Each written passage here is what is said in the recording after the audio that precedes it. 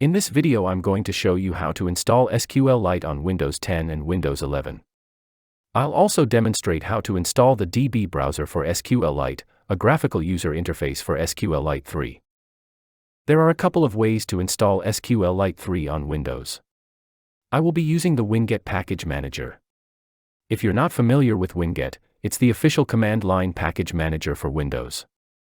It comes pre-installed on Windows 10 and Windows 11. To install SQLite3, open a command prompt as administrator and run this command.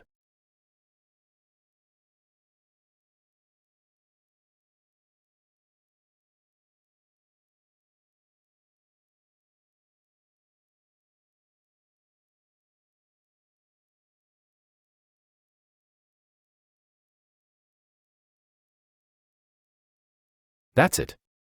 You have now successfully installed SQLite3 using Winget.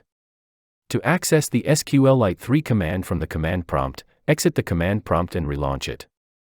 You should now be able to access the database engine using the SQLite3 command.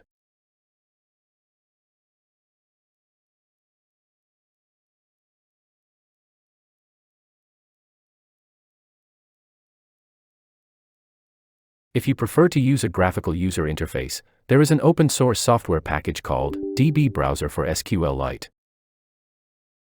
You can install it by running this command.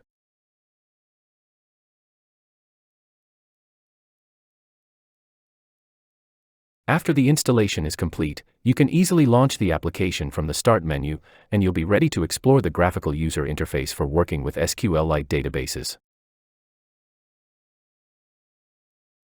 That's all for this video. I hope you found it helpful. If you enjoyed this video, please subscribe to our channel for more tutorials and demonstrations.